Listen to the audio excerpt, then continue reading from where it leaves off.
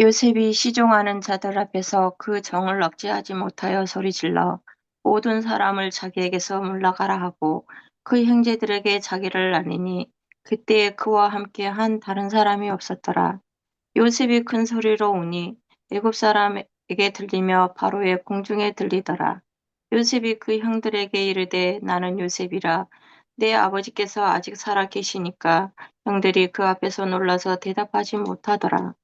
요셉이 형들에게 이르되 내게로 가까이 오소서. 그들이 가까이 가니 이르되 나는 당신들의 아우 요셉이니 당신들이 애굽에 판 자라. 당신들이 나를 이곳에 팔았다고 해서 근심하지 마소서. 한탄하지 마소서. 하나님이 생명을 구원하시려고 나를 당신들보다 먼저 보내셨나이다. 이 땅에 2년 동안 흉년이 들었으나 아직 5년은 밭갈이도 못하고 추수도 못할지라 하나님이 큰 구원으로 당신들의 생명을 보존하고 당신들의 후손을 세상에 두시려고 나를 당신들보다 먼저 보내셨나니 그런즉 나를 이리로 보낸 이는 당신들이 아니요 하나님이시라. 하나님이 나를 바로에게 아버지로 삼으시고 그 온 집의 주로 삼으시며 애굽 온 땅의 통치자로 삼으셨나이다.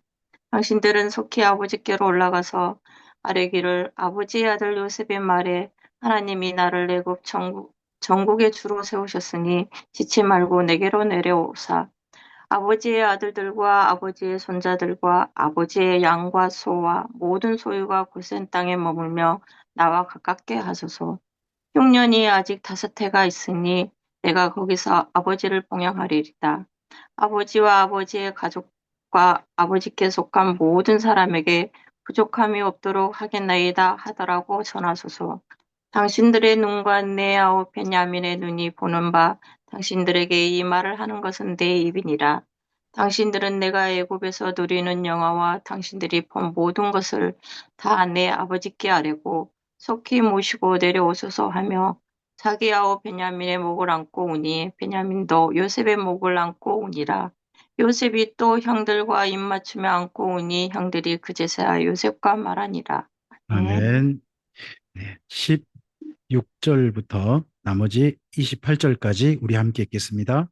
요셉의 형들이 왔다는 소문이 바로의 궁에 들림에 바로와 그의 신하들이 기뻐하고 바로는 요셉에게 이르되 내 형들에게 명령하기를 너희는 이렇게 하여 너희 양식을 싣고 가서 가나안 땅에 이르거든 너희 아버지와 너희 가족을 이끌고 내게로 오라.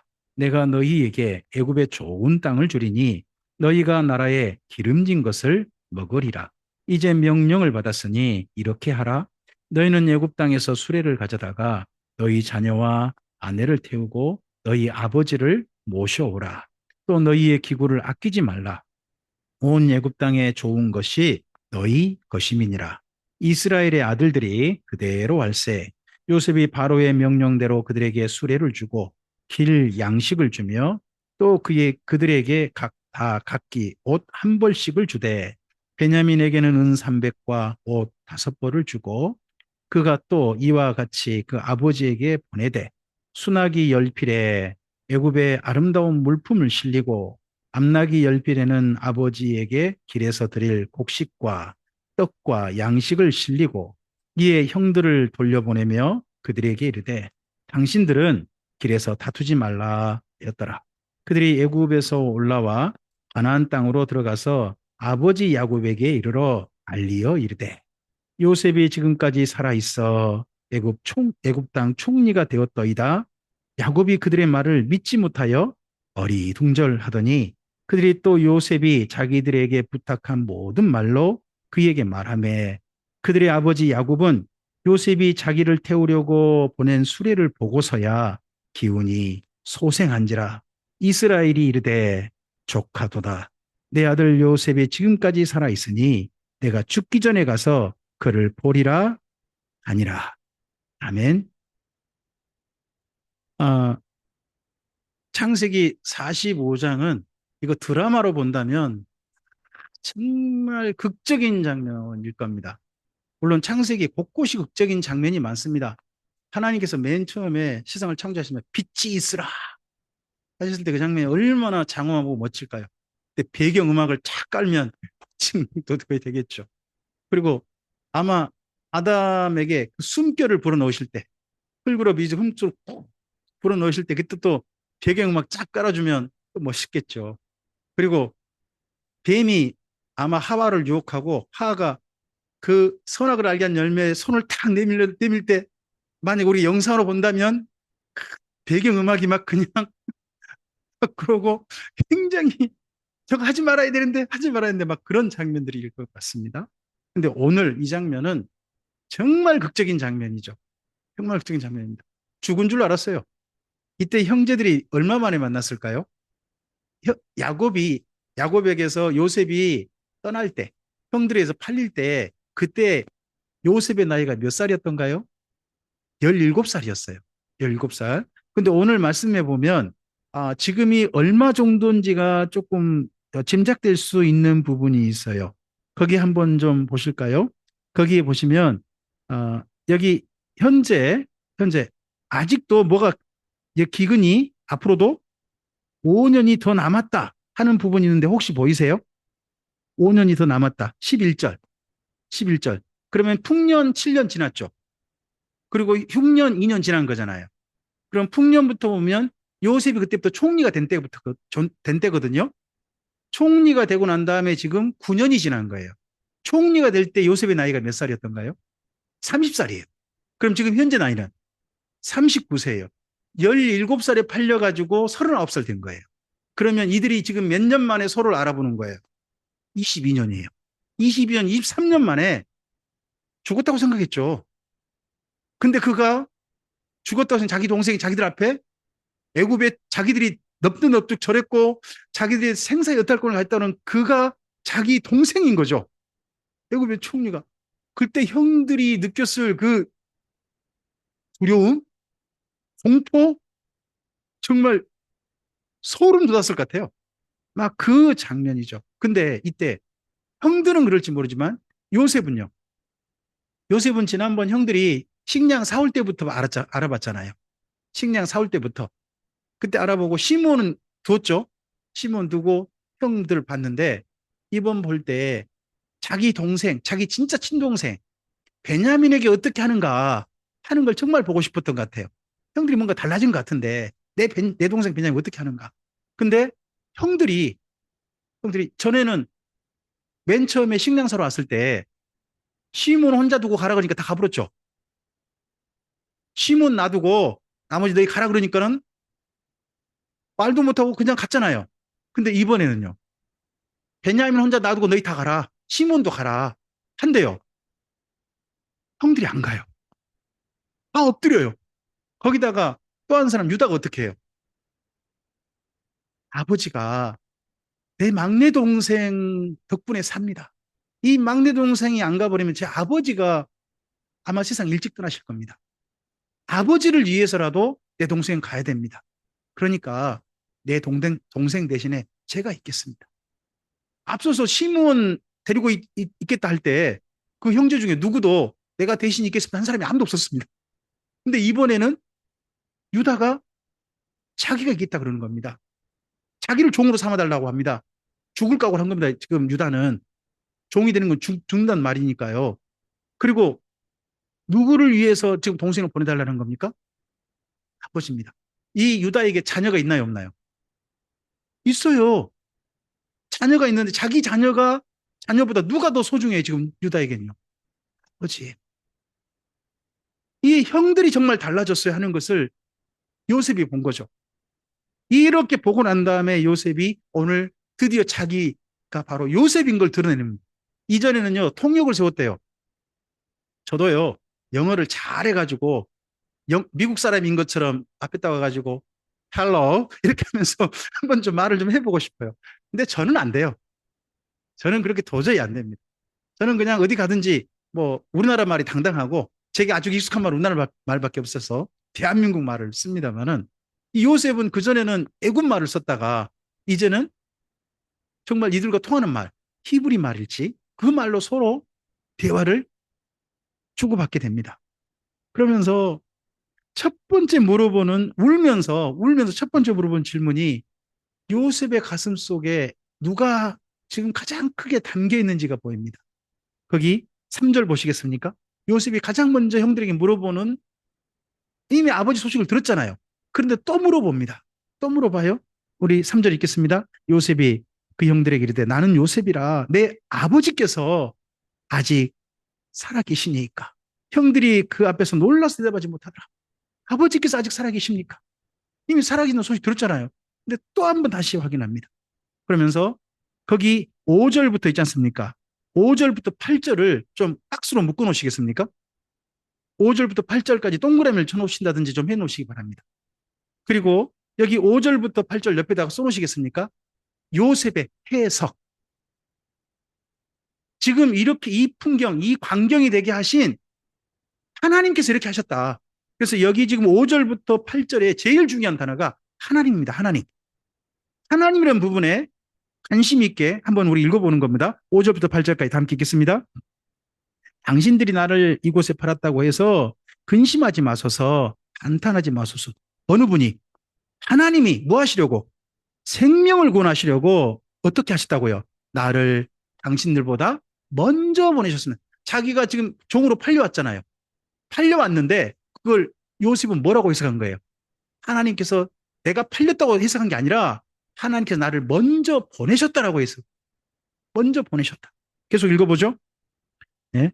이 땅에 2년 동안 흉년이 들었으나 아직 5년은 밭갈이도 못하고 추수도 못할지라 하나님이 큰 구원으로 당신들의 생명을 보존하고 당신들의 후손을 세상에 두시려고 나를 당신들보다 먼저 보내셨나니 그런즉 나를 이리로 보낸 이는 당신들이 아니요 누구시라? 하나님이시라. 계속요. 하나님이 나를 바로에게 아버지로 삼으시고 그 온 집의 주로 삼으심에 애굽 온 땅의 통치자로 삼으셨나이다. 지금 애굽 온 땅의 통치자로 총리가 되게 한 이가 바로입니까? 하나님입니까? 바로가 임명했잖아요. 근데 요셉은 어떻게 해서 그래요? 하나님께서 나를 이곳에 총리가 되게 하셨다는 거예요. 하나님께서. 이 자기 인생에 아마 수많은 해석들, 생각들이 많았을 것 같습니다. 형들 만나고서 얼마나 생각이 많았겠습니까? 형들 만나고 예전에 자기 꾸던 꿈도 생각나고 막 이랬지 않습니까? 또 시몬 한 사람 두고 가라고 했을 때 형들이 어떻게 반응한 거 보기도 하고 또 이번에 형들이 맨 처음 왔을 때 반응 보기도 하고 베냐민을 향한 형들의 반응도 보기도 하고 정말 요셉에게 궁금한 게 정말 많을 겁니다. 근데 그 모든 것들을 살펴보다가 요셉에게 해석이 된 겁니다. 우리에게도요, 우리 인생의 사건이 해석이 되었으면 좋겠습니다. 하나님께서 왜 나에게 이런 일을 허락하셨을까? 왜 나를 이곳에 이르게 하셨을까? 왜 나에게, 다른 사람은 아닌데, 왜 나에게 이런 일을 겪게 하실까? 하는 거에 대한 우리 좀 심각한 생각을 해봐야 됩니다. 요셉은 자기가 총리가 되게 하신, 이 참으로 어려울 때 총리가 되게 하신 뜻을 하나님 안에서 해석하고자 했습니다. 야곱의 가족에게도요. 하필 왜 이때 고난을 만나서 우리가 가나안 땅에 살지 못하고 이 애굽에까지 양식을 사러 오게 되었는가? 이거에 대한 해석이 있어야 될 거 아니겠어요? 저도 지금 한 가지 좀 저 나름의 개인적인 어려운 일이 좀 있습니다. 교회 컴퓨터에 어, 제가 그동안 사역을 하면서 모았던 그 자료들이 컴퓨터 내장형 하드 한 곳에 4트랙짜리 한 곳에 담겨 있었습니다. 근데 이게 이상하게 어느 날부터 이 자료가 밖으로 빼내지지 않은 거예요. 읽혀지긴 하는데 빼내지질 않은 거예요. 그래서 가지고 그것만 빼가지고 가져가 봤습니다. 가져갔더니 불량 세트라는 게 났대요. 그게 뭐냐 그러면 그 애장형 하드웨어가 지금 뭔가 결함이 생겼다는 거예요. 결함이 생겨가지고 이걸 어쨌든지 고쳐보려고 지금 하고 계시는데 고쳐지지 않는데요. 그러면서 저한테 한 가지 좀 이야기하시더라고요. 혹시나 그동안 모았던 그 안에 2.7테라가 되는 저의 그동안 사역 정보가 담겨 있는데 그거 못 끄집어낼 수도 있을지도 모릅니다. 하고 이야기를 하시더라고요. 저의 사역의 전부가 어떻게 담긴 거거든요. 최근의 사역들이 다 담긴 거예요. 근데 그거 못 빼낼 수도 있다. 뻔히 있는데, 구석에 있는데, 그럴 수도 있다. 혹여 그렇게 될 수도 있다. 그럴 수도 있죠. 그러면 그런 일을 겪게 하신 하나님의 뜻은 무엇일까? 왜 이런 일을 나로 하여금 겪게 하시는 거지? 해석이 돼야 될 거 아니에요. 우리 삶에 있어서 해석이. 여기 요셉은 자기가 총리가 되게 하신 해석을 해보고자 했습니다. 우리에게도요, 우리 인생의 자리에 우리에게 어떤 일과 사건을 만나게 된 것에 대한 하나님 안에서의 해석이 필요합니다. 바른 해석을 한 사람이 바른 인생길을 걸어갈 수 있습니다. 요셉이 자기가 총리가 되게 하신 하나님의 뜻을 바르게 해석했기에 그 다음 그가 해야 할 일을 하나하나 정리해서 나갈 수 있었습니다. 하나님의 뜻이 어디가 있다? 이스라엘 민족을 보존하시고자 하는 것이 하나님의 뜻이다. 가나안 땅에 있는 자기 가족을 이 애굽 땅에 잠시 머물게 해서 애굽 땅에서 이 어려움을 피하고 가족이 번성해서 다시 가나안 땅으로 돌아가게 하시는 것이 하나님의 뜻인가 보다. 그 시작을 누가 할 수 있다? 다른 사람은 못하는 자기 총리잖아요. 총리다 보니까 바로 왕의 재가를 얻어가지고 허락을 얻어가지고 총리의 권한으로 자기 가족을 전체를 애굽 땅에서 그래도 한동안은 자리 잡고 번성하게 할 수 있는 시작을 할 수 있다는 거죠. 시작은 유다도 못해요. 루벤도 못해요. 야곱도 못해요. 지금 이 가족 중에 누구만 할 수 있어요? 요셉만 할 수 있어요. 그 뜻을 그 하나님의 계획을 요셉은 해석해낸 거예요. 나를 통해서 지금 하시고자 하신 일이 이런 일이구나. 한 게 요셉은 해석이 됩니다. 그러다 보니까 이 말을 당장합니다. 여러분 한번 그 다음 보시겠습니까? 11절부터 11절부터 거기 한번 13절까지 읽어보겠습니다. 흉년이 아직 5해가 있으니 내가 거기서 아버지를 봉양하리이다. 아버지와 아버지의 가족과 아버지께 속한 모든 사람에게 부족함이 없도록 하겠나이다 하더라고 전하소서. 당신들의 눈과 내 아우 베냐민의 눈이 보는 바 당신들에게 이 말을 하는 것은 내 입이라. 당신들은 내가 애굽에서 누리는 영화와 당신들이 본 모든 것을 다 내 아버지께 아뢰고 어떻게 하소서. 속히 모시고 내려오소서. 자기를 왜 이 애굽 땅의 총리가 되게 하셨는지에 대해서 하나님의 계획하심, 하나님의 진행하시고자 하신 일에 대해서 요셉은 해석해낸 거죠. 내 가족을 향하신 하나님의 일이 있다. 이 해석을 하고 형제들과 참 충격적인 만남 하고 나서 바로의 허락을 받아가지고 아버지께 보냅니다. 아버지가 야곱이요. 가나안 땅에서 아마 자기 형제들이 오기까지 정말 목매고 기다렸을 것 같습니다. 혹시 형제들이 올 때, 자기 아들들이 올 때 있잖아요. 야곱이 그린 제일 비극적인 장면이 어떤 장면일까? 혹여나 이런 장면일 수도 있겠다. 제일 비극적인 장면은 어떤 장면일까요?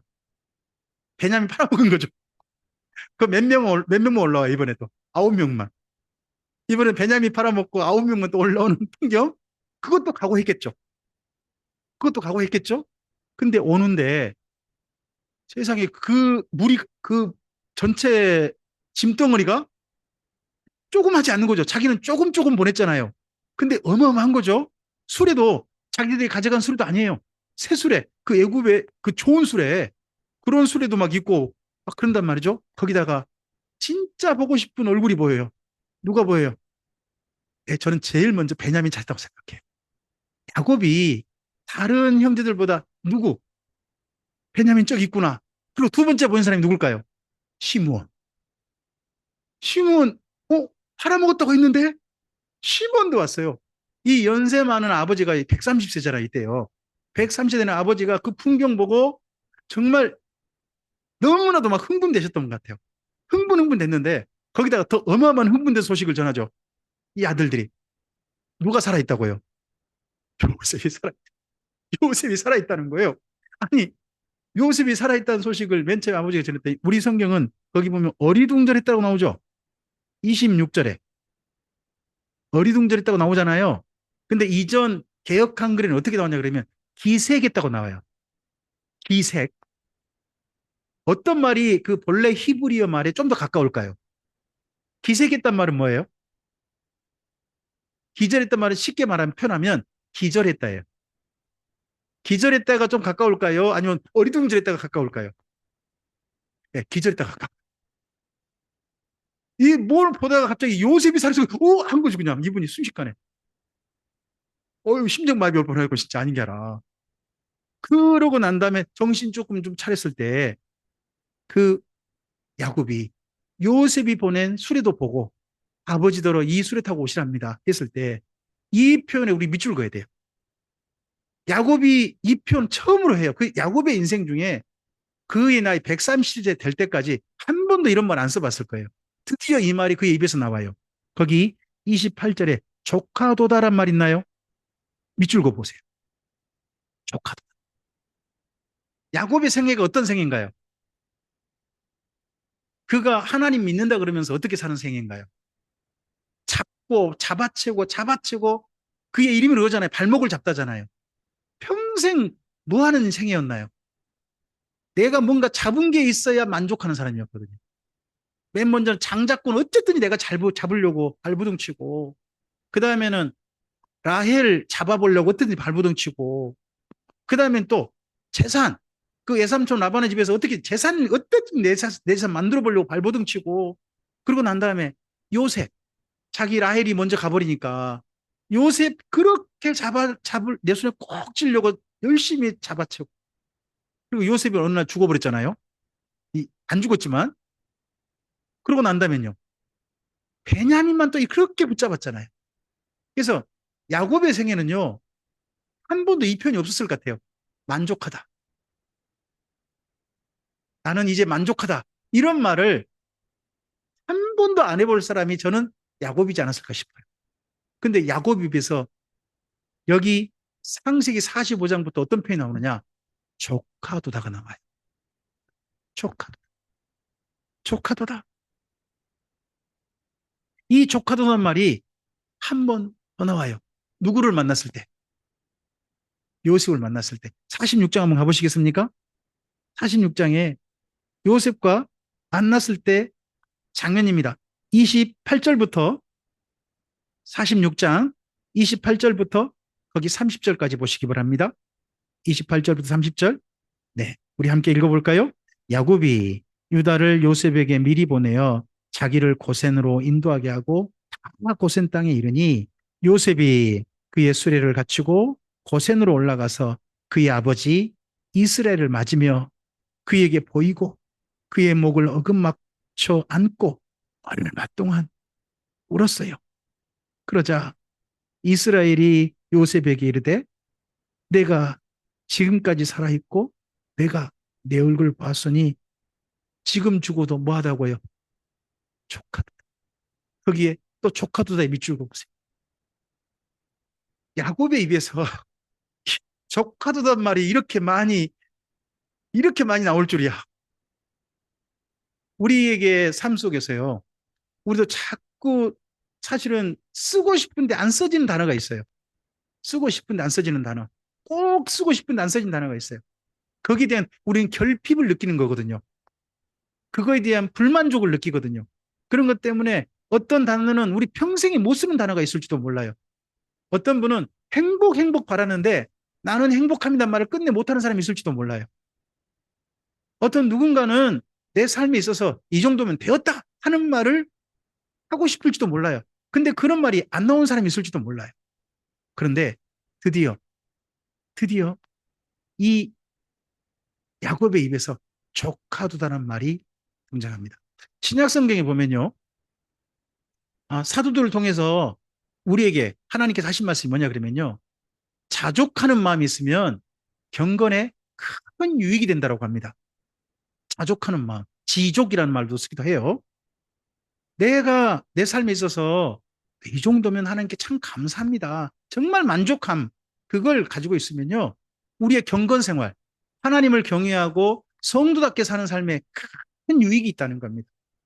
그 마음가짐이 이, 이 다음부터 야곱이 달라집니다.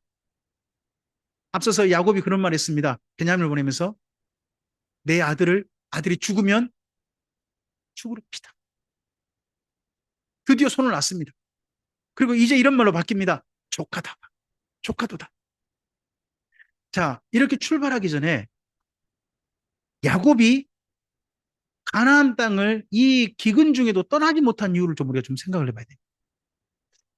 원래요, 야곱 그러면요, 자기 재산이 줄어들고 막 이러면 재산을 어쨌든 빨리 늘리는 쪽으로 막 옮긴다든지 그렇게 할 사람입니다. 그런데 이번 이 기근 때는요, 야곱이 가만히 있어요. 가나안 땅에 떠나지 않아요. 왜 기근이 왔는데 떠나지 않을까요? 잠시 다른 데 갔다 올 수도 있잖아요. 이전에 혹시 기억나세요? 야곱이요, 형한테 그 뇌물로 많이 받았었잖아요. 에서한테. 그러고 난데 아버지한테 직접 가요? 아니면 세겜 근처에다가 숫꽃 장막 치고 양 치고 있어요? 양 치고 있었잖아요. 뭐 하려고요? 손해본 거? 만회해가지고 가려고. 이게 원래 야곱이거든요. 근데 야곱이요, 지금 재산상 손해가 엄청나고 있을 거예요. 기금 때문에. 그런데 어디를 못 떠나요? 가나안 땅을 못 떠나요. 왜 그럴까요? 여기 46장 첫머리에 하나님과의 만남에서 보면 약간의 힌트가 보여요. 우리 한번 좀 봅시다. 46장 1절을 먼저 보세요. 1절 함께 읽어볼까요? 이스라엘이 모든 소유를 이끌고 떠나 어디에 이르렀어요? 부엘세바에 이르러 그의 아버지 이삭의 하나님께 희생 제사를 드렸다는 겁니다. 자, 야곱이 누구의 하나님께 희생 제사를 드렸다고요? 아니, 자기의 하나님이라고 할 수도 있잖아요. 자기 하나님을 할 수도 있고 자기 가족의 하나님을 할 수도 있잖아요. 또 누구의 하나님? 할아버지도 있잖아요. 할아버지. 아브라함의 하나님 이렇게 할 수도 있잖아요. 근데 일부러 뭐라고 표현해요? 그의 아버지 이삭의 하나님께요. 왜 그럴까요? 왜 이삭의 하나님께 제사를 바친다고 할까요? 이삭이요, 하나님께 받은 명령이 하나 있어요. 이삭이 예전에 기근이 들었죠. 기근이 들었을 때 이삭이 어디를 갈 계획을 세웠어요? 가나안 땅에서. 애굽으로 갈 계획을 세워요. 근데 하나님께서 뭐라고 말씀하셨어요? 가나안 땅 가지 마라. 아니, 저 가나안 땅에 머물러라. 애굽 가지 말고 가나안 땅에 머물러라. 그럼 내가 너를 돌보마. 라고 이야기해 주셨어요. 그래서 이삭은 그의 나이 180세를 사는 동안 한 번도 가나안 땅을 떠난 적이 없어요. 그랬잖아요? 그러면 아버지 이삭이 세상을 떠나시면서 하나님 품에 안 계시면서 자기 아들 마지막으로 야곱에게 무슨 부탁을 하셨을까요? 무슨 일이 있더라도 어디에 너는 이제 머물러라. 가나안에 머물러라. 하는 그런 말씀을 아마 들었을 것 같아요. 그러니까 누구의 하나님께 제사를 바쳐요? 아버지. 그것도 아버지가 하나님과 만나서 특별한 제사를 바친 곳이 이 부엘세바거든요. 부엘세바 여기서 제사를 바치니까 그날 밤에 하나님께서 이 야곱을 만나 주시는 거예요. 2절부터 4절까지 우리 함께 읽겠습니다. 2절부터 4절까지입니다. 그 밤에 하나님이 이상 중에 이스라엘에게 나타나 이르시되 야곱아 야곱아 하시는지라. 야곱이 이르되 내가 여기 있나이다 하매 하나님이 이르시되 나는 하나님이라 내 아버지 하나님이니 애굽으로 내려가기를 두려워하지 말라. 내가 거기서 너로 큰 민족을 이루게 하리라. 내가 너와 함께 애굽으로 내려가겠고 반드시 너를 인도하여 다시 올라올 것이며 요셉이 그의 손으로 내 눈을 감기리라 하셨더라. 자, 하나님께서 야곱에게 어디 내려가길 두려워하지 마라. 애굽에 내려가길 두려워하지 말라. 그의 아버지는 무슨 부탁을 했을 것 같은데? 가나안 땅에 머물러라 하는 부탁을 했을 것 같은데 우리 하나님께서 그 부탁하셨다. 그러니까 무슨 일이 있어도 가나안 땅에 머물러라. 근데 하나님께서 여기 나타나서 말씀하시는 거예요. 괜찮아. 애굽으로 내려가길 두려워하지 마. 애굽에 가는 너와 내가 함께 같이 갈게. 하고 하나님께서 야곱에게 이야기해 주시는 거예요.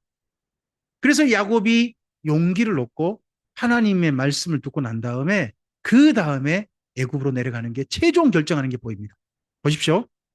45장에서 요셉이요, 이 모든 상황을 해석할 때 누구 앞에서 해석합니까? 하나님 앞에서. 하나님께서 이렇게 하셨다. 하나님께서 이렇게 하실 것이다. 라고 해석했습니다. 그리고 여기 46장에서 야곱이 드디어 움직입니다. 야곱의 가족이 한 70명 정도가 애굽 땅으로 내려가요. 내려갈 때 그때 누구의 말씀을 듣고서 애굽으로 내려갑니까? 하나님입니다. 45장과 46장이 가나안 땅에서 움직이는 이들도 누구의 말씀을 듣고 움직이고 하나님의 말씀을 듣고 움직이고 애굽 땅에서 자기 가족을 맞이할 준비하고 있는 요셉도요. 누구 안에서 그걸 준비합니까? 하나님께서 하실 일을 준비하고 있습니다. 우리의 삶 속에서요. 우리 삶 속에서 이러한 일의 동역이 우리에게 필요합니다. 하나님의 사람으로서 부름받아서 우리의 자리에 있습니다. 우리가 애굽 땅에 있을 수도 있고 가나안 땅에 있을 수도 있습니다. 우리 각자 자리에서 중요한 건 무엇입니까? 우리 각자 자리에서 하나님의 뜻을 발견하는 겁니다. 하나님의 하시고 싶은 일을 발견하시는 겁니다. 애굽에 있는 요셉이 하나님의 하실 일을 발견했습니다. 야곱이 기근이 온다 할지라도 머물러 있던 그 가나안 땅에서 하나님께서 하시고자 하신 일들을 그에게 허락하신 일들을 발견했습니다. 그런 허락을 받고서 두 사람이 드디어 만남을 가지게 되는 게 보입니다. 우리의 삶에 이런 하나님께서 하실 일이 하나님께 진행하신 일들이 우리의 삶 속에서 목격되었으면 좋겠습니다. 우리의 삶에 맨 처음 아브라함이 하나님을 따라갔던 그 믿음, 이 믿음을 우리는 본받아서 지금도 그 믿음을 예수님 안에서 간직하고 예수님이 다시 오실 날을 사모하면서 이 땅 가운데서 오늘을 삽니다. 우리는 애굽 땅에 있지도 않고요. 우리는 가나안 땅에 있지도 않습니다. 우리는 요셉도 아니고요. 야곱도 아닙니다. 하지만 우리는 예수님 안에 있고 하나님께서 하시고 싶으신 말씀을 이 성경을 통해서 듣습니다. 그리고 아울러서 우리의 삶의 자리에 이 사람을 만나게 하신 것, 이 사건을 경험하게 하신 것, 오늘 이 자리에 있게 하신 하나님의 뜻을 우리는 요셉처럼 해석할 수 있습니다. 해석할 수 있는 지혜를 해석할 수 있도록 도우시는 성령님이 우리 안에 계십니다. 그리고 그 뜻을 받들어서 주님의 인도하신 지시하심을 받아서 삶을 순종으로 나아갈 수 있도록 야곱에게 나타나셨던 하나님, 그 하나님께서 또한 우리와 함께 계심을 믿습니다. 오늘 우리의 삶의 자리가 요셉이 자기의 삶을 하나님의 해석했던 바로 그 자리가 되길 바라고 야곱이 하나님의 음성을 듣고 움직였던 바로 그 자리가 오늘 우리의 삶의 자리, 오늘이시기를 바랍니다. 내일은 오늘 우리가 주님의 사람으로 살 때 내일 또한 그곳이 주님의 사람으로 우리가 자리가 서게 될 겁니다. 중요한 건 오늘 우리가 하나님의 사람으로서 하나님의 뜻을 밝히 알고 그 뜻을 받들어서 성령님과 함께 동행하는 것이라 믿습니다. 오늘을 하나님께서 함께 하시는 하나님의 하실 일을 목격하시는 복된 날로 경험하시는 우리 모두이시기를 주님의 이름으로 축복합니다. 기도하겠습니다. 주님 감사합니다. 주께서 허락하신 말씀을 삼가 들었습니다. 예전 요셉과 야곱에게 나타나셨던 하나님, 그들에게 해석할 수 있도록 지혜를 주시고 삶을 움직이고자 할 때에 나타나셔서 그들에게 분명하게 말씀해 주시고 걸음을 지도해 주셨던 하나님, 그 하나님께서 오늘 우리의 삶 가운데도 함께 동행하셔서 여전히 같은 하나님으로 나타나셔서 우리와 동행하심을 믿습니다. 그 하나님의 선하신 인도하심을 우리의 삶의 자리에서 목격할 수 있도록 그런 주님을 만남으로써 주님과 선한 동행하는 우리의 삶의 자리가 되도록 주님 은혜를 베풀어 주시옵소서. 역사해 주시옵소서. 의지하오며 예수님 이름으로 기도합니다. 아멘.